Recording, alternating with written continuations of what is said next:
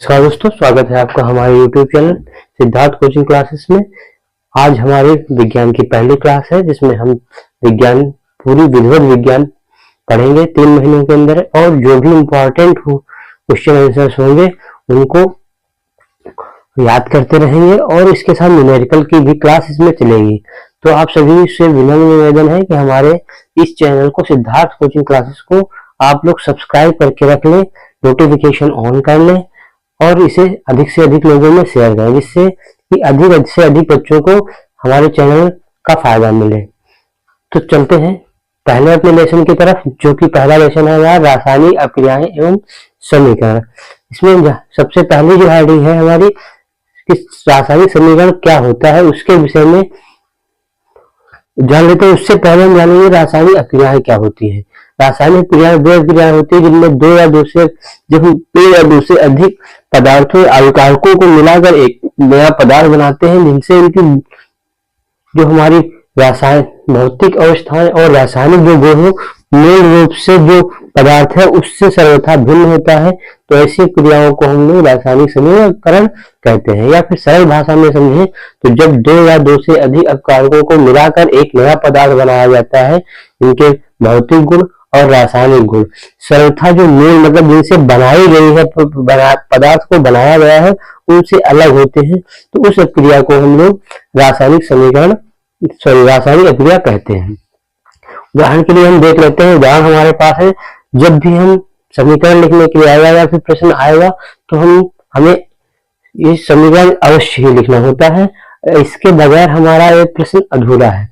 सबसे पहले हम देख लेते हैं, हमारे पास एक पदार्थ है CH4 जो कि मीथेन है, तो उसमें दूसरा जो अभिकारक हमारा है Cl2 मतलब क्लोरीन। जब हम मीथेन गैस को क्लोरीन गैस के साथ आपस में क्रिया कराते हैं तो हमारा जाकर के मेथिल क्लोराइड CH3Cl बनकर के तैयार होता है। तो दूसरा जो पदार्थ है HCl बनकर के हाइड्रोजन क्लोराइड या इसे हाइड्रोक्लोरिक अम्ल भी जानते हैं। तो हमारा जो CH मेथिल है और क्लोरीन ये दोनों अभिकारक हैं, और जो हमारा मेथिल क्लोराइड बनकर के तैयार हुआ, हाइड्रोजन क्लोराइड बनकर तैयार हुआ, ये हमारे उत्पाद बनकर तैयार हुए। तो ये हमारा था रासायनिक समीकरण। अब हम देख लेते हैं रासायनिक समीकरण के प्रकार पर एक नजर डालते हैं। तो रासायनिक अभिक्रियाओं के प्रकार में देखें तो हमारे पास रासायनिक अभिक्रियाओं के निम्न प्रकार दिए हुए हैं। सबसे पहला संयोजन अभिक्रिया, जिसे हम योगात्मक अभिक्रिया के नाम से भी जानते हैं। संयोजन का मतलब होता है मिलाना या जोड़ना। जब हम दो या दो से अधिक पदार्थों को आपस में मिला करके एक नया पदार्थ बनाते हैं तो उस अभिक्रिया को हम लोग संयोजन अभिक्रिया या योगात्मक अभिक्रिया कहते हैं। जैसा कि उदाहरण दिया हुआ है, यही उदाहरण हमारा संयोजन अभिक्रिया में काम आएगा। दूसरे नंबर पर हम देखते हैं वियोजन या अपघटन अभिक्रिया। वियोजन का मतलब होता है अलग हो जाना या टूट जाना। अपघटन का मतलब भी होता है धीरे धीरे टूटना।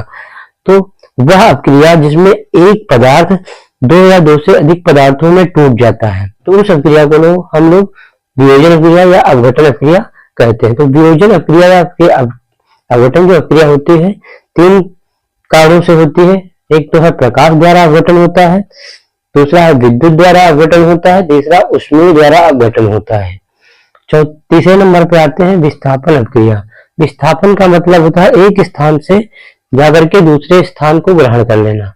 तो यहाँ पर तो देख लेते हैं, जब अधिक क्रियाशील, इसमें एक कम क्रियाशील तत्व जो होता है अधिक क्रियाशील तत्व द्वारा विस्थापित कर दिया जाता है। तो हम जब लिखेंगे तो वह क्रिया जिसमें अधिक क्रियाशील तत्व कम क्रियाशील तत्व को हटा करके उसका स्थान ग्रहण कर लेता है, तो उस क्रिया को हम लोग विस्थापन क्रिया के नाम से जानते हैं। इसमें 2 प्रकार का विस्थापन होता है, एकल विस्थापन और द्विविस्थापन। एकल विस्थापन में ऐसा होता है कि एक ही पदार्थ एक जगह से हट करके दूसरी जगह पर पहुंच जाता है, एक पदार्थ को हटाया जाता है, वह क्रिया एकल विस्थापन कहलाती है। जिसमें द्विविस्थापन वह क्रिया होती है जिसमें दोनों पदार्थ आपस में अणुओं या परमाणुओं की क्या है अदला बदली कर लेते हैं, तो वहां पर द्विविस्थापन होता है। अगली जो हमारी रासायनिक क्रिया है वह है ऊष्मा शोषी या ऊष्मा क्षेपीय क्रिया। या ऊष्मा क्षेपीय क्रिया के विषय में जानकारी। ऊष्मा मतलब ऊष्मा गर्मी, और क्षेपी का मतलब होता है कि उत्पन्न होना। तो हम नाम जैसा कि हम जानते हैं ऊष्मा क्षेपी नाम से ही पता चल रहा है ऊष्मा उत्पन्न होना, तो वह अपक्रिया, मतलब वह अपक्रिया जिसमें ऊष्मा क्या होगी, उत्पन्न होती है, तो उसे हम लोग क्या कहते हैं, ऊष्मा क्षेपी अपक्रिया कहते हैं। दूसरा है हमारा ऊष्मा शोषी। ऊष्मा मतलब वहां जब गर्मी या फिर जो ऊर्जा होती है वो सोख ली जाती है या खत्म हो जाती है, तो यह ऊष्मा शोषी का मतलब है ऊष्मा का ह्रास होना। तो वह क्रिया जिसमें ऊष्मा का ह्रास होता है, उस क्रिया को हम लोग ऊष्मा शोषी क्रिया के नाम से जानते हैं। अब देखते हैं डिटेल से कि संयोजन क्रिया, वियोजन क्रिया और विस्थापन क्रिया और ऊष्मा शोषी और ऊष्मा क्षेपी क्रियाएं क्या होती है के प्रकार को डिटेल से समझने का प्रयास करते हैं। तो सबसे पहले देखते हैं संयोजन अक्रिया। संयोजन अक्रिया में देखते हैं वे रासायनिक अक्रियाएं जिनमें दो या दो से अधिक अभिकारक मिलकर एक नए पदार्थ का निर्माण करते हैं, तो उसे हम संयोजन अक्रिया या योगात्मक अक्रिया कहलाती है। तो जैसा हमने बताया कि संयोजन अक्रिया, संयोजन का मतलब होता है मिलाना।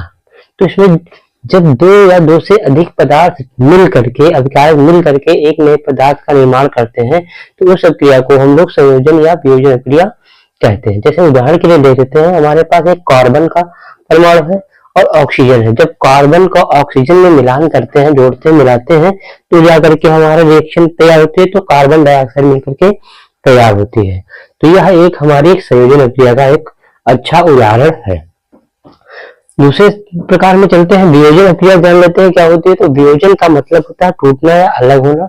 तो वह रासायनिक क्रिया जिसमें एक बड़ा यौगिक किसी बाह्य कारक मतलब दूसरी मतलब बाह्य कारक जैसे प्रकाश के द्वारा या ऊष्मा के द्वारा या विद्युत की उपस्थिति में दो या दो से अधिक छोटे छोटे कारक यौगिकों में टूट जाता है, तो उसे हम वियोजन अक्रिया अपघटन अक्रिया कहते हैं। उदाहरण देखते हैं। उदाहरण में हमारे पास जल के दो अणु हैं, तो H2O जल है हमारा। जब हम इसका जल का विद्युत अपघटन कराते हैं, तो हमारा हाइड्रोजन अलग हो जाता है और ऑक्सीजन अलग हो जाता है। तो ये हमारा वियोजन क्रिया का उदाहरण है। तीसरी हमारी जो है देखते हैं विस्थापन क्रिया। विस्थापन क्रिया वह क्रिया होती है जिसमें हम अधिक क्रियाशील तत्व को, जिसमें कोई अधिक क्रियाशील तत्व होता है, कम क्रियाशील तत्व के यौगिक से उस तत्व के परमाणु को क्या कर देता है, विस्थापित करके उसी स्थान पर स्वयं बैठ जाता है और स्वयं उस स्थान को ग्रहण कर लेता है। तो उस क्रिया को हम लोग विस्थापन क्रिया कहते हैं। उदाहरण के लिए देखते हैं, Fe हमारे पास आयरन है। आयरन की जब हम कॉपर सल्फेट के साथ CuSO4 के साथ क्रिया कराते हैं, तो हमारा जब क्रिया कराएंगे तो अभी तक हमारा जो सल्फेट था वो कॉपर के साथ था, लेकिन वैसे ही क्रिया कराएंगे तो हमारा सल्फेट कॉपर को विस्थापित कर करके Fe के साथ आयरन के साथ आ जाता है, क्योंकि जो कॉपर होता है कम क्रियाशील धातु होती है और जबकि आयरन जो होता है वो अधिक क्रियाशील तत्व होता है। तो कम क्रियाशील तत्व को छोड़ करके सल्फेट अधिक क्रियाशील तत्व के पास चला जाता है, तो हमारा आयरन सल्फेट बनाता है और कॉपर अलग हो जाता है। अब जान लेते हैं अगली रासायनिक क्रिया के बारे में, जो कि है ऊष्मा शोषी क्रिया। शोषी का मतलब होता है ह्रास होना या कम होना या सोख जाना। जिस तरह से हम लोग देखते हैं पानी जब भूमि पर डालते हैं तो पानी सोख जाता है, सोखने का मतलब है सोख, पानी खत्म हो जाता है। तो उसी प्रकार से यहाँ पर कमी किसकी होगी, सोखना, ह्रास किसका होगा, ऊष्मा का। तो बस वही अक्रिया, वह अक्रिया जिसमें ऊष्मा का अवशोषण, अवशोषण का मतलब भी होता है कमी होना या ह्रास होना।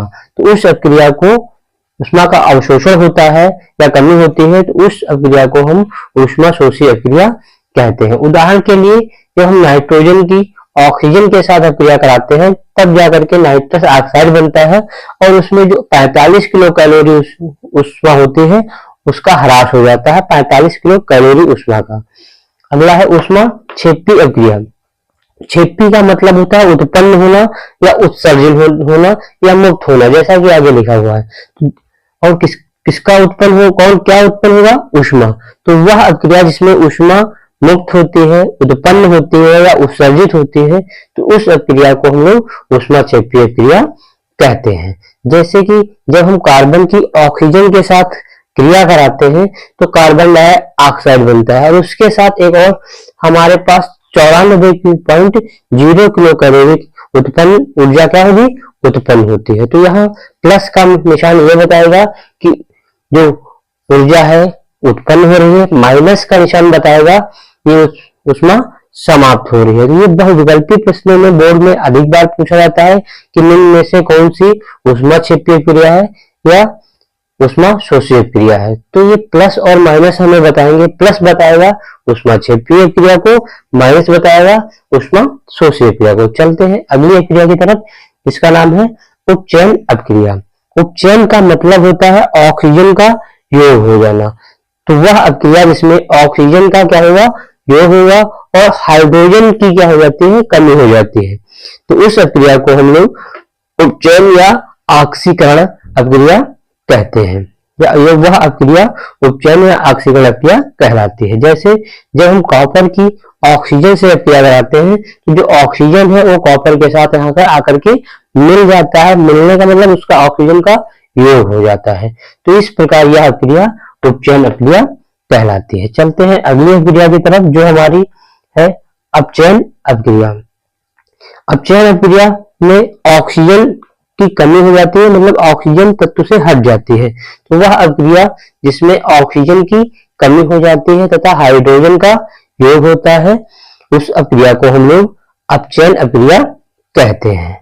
जैसे उदाहरण देख लेते हैं, हमारे पास अभी तक कॉपर के साथ ऑक्सीजन का योग था, मिली हुई थी, लेकिन जैसे ही हम लोगों ने हाइड्रोजन से क्रिया कराई तो जो ऑक्सीजन है कॉपर से हट करके ऑक्सीजन के साथ मिल गई। तो यहाँ पर एक के साथ हट रही है, दूसरे के साथ मिल रही है। तो इसे हम ऑक्सीकरण या अपचयन, दोनों अपक्रिया उपचयन या अपचयन अपक्रिया भी कह सकते हैं। लेकिन यहाँ पर जो उदाहरण दिया गया है अपचयन का ही उदाहरण हम लिखेंगे। चलते हैं अगली अपक्रिया की तरफ जो कि हमारी है उपचयन अपचयन अपक्रिया। आगे देखते हैं ऑक्सीकरण अपचयन अपक्रिया, जिसे हम रेडॉक्स अपक्रिया के नाम से भी जानते हैं। तो ऑक्सीकरण को ही हम उपचयन के नाम से भी जानते हैं। तो वह अपक्रिया जिसमें ऑक्सीकरण एवं अपचयन अपक्रिया एक साथ होती है, मतलब दोनों अपक्रियाएं ऐसी क्रिया जिसमें ऑक्सीकरण भी हो, मतलब ऑक्सीजन का योग भी हो और ऑक्सीजन का ह्रास भी हो, दोनों अपक्रिया एक साथ होती है, उसे हम उपचयन अपचयन या रेडॉक्स अपक्रिया कहते हैं या कहलाती है। उस अपक्रिया को वह अपक्रिया जो होती है उपचयन अपचयन या रेडॉक्स अपक्रिया कहलाती है। उदाहरण के लिए देख लेते हैं कॉपर।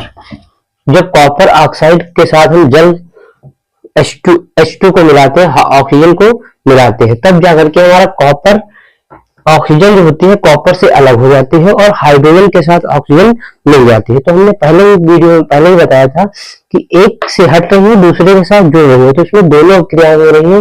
मतलब यहाँ कॉपर का अपचयन हो रहा है, मतलब कॉपर से ऑक्सीजन हट रही है तो कॉपर का अपचयन हो रहा है, और हाइड्रोजन के साथ आकर के ऑक्सीजन मिल रही है तो हाइड्रोजन का उपचयन हो रहा है। दोनों अपक्रियाएं एक साथ हो रही है। तो यह एक रेडॉक्स अपक्रिया या ऑक्सीकरण अपचयन या इसी को हम अपचयन उपचयन अपक्रिया भी कहते हैं। इसका एक अच्छा उदाहरण है। ऐसे उदाहरण हमारे बहुविकल्पी प्रश्नों में अधिक पूछे जाते हैं। तो ये बात ध्यान करने योग्य है कि जिससे ऑक्सीजन हट रही है उसका अपचयन हो रहा है और जिसके साथ जुड़ रही है उसका उपचयन हो रहा है। हट किससे हो रही है, कॉपर से हट रही है, तो अपचयन किसका हो रहा है, कॉपर का हो रहा है, और जुड़ किसके साथ रही है, हाइड्रोजन के साथ ऑक्सीजन का योग हो रहा है तो हाइड्रोजन का उपचयन हो रहा है। तो यहीं पर हमारी रासायनिक अपक्रियाएं समाप्त होती है। जो पार्ट 2 हमारे वीडियो आएगा इसी लेसन का, उसमें हम पढ़ेंगे रासायनिक समीकरण किसे कहते हैं, रासायनिक समीकरण कैसे लिखा जाता है वो लिखना हम बताएंगे, संतुलित रासायनिक समीकरण क्या होता है उसके विषय में चर्चा होगी, समीकरणों को संतुलित किस प्रकार किया जाता है, यह एक बहुत ही आवश्यक मुद्दा है, हमारा आवश्यक भाग है हमारे इस पाठ का, जिसमें हमसे बोर्ड में संतुलित करने के लिए समीकरणों को दिया जाता है, उसको भी पढ़ेंगे। आगे पढ़ेंगे दिक्कत गंभीरता के विषय में, संचारण और संचारण से किस प्रकार से बचाव कर सकते हैं, इन सभी के विषय में पार्ट 2 में हम लोग पढ़ेंगे। तब तक के लिए आपका धन्यवाद। आपसे विनम्र निवेदन है कि हमारे YouTube channel @Siddharth coaching classes को सब्सक्राइब कर लें, जिससे कि आप सारी की सारी नोटिफिकेशन तुरंत आपके पास पहुंच जाए। लाइक कर दें, जिससे हमें मोटिवेट मिलेगा, और अधिक से अधिक दोस्तों में, भाइयों में, बहनों में इसको शेयर अवश्य करें। धन्यवाद।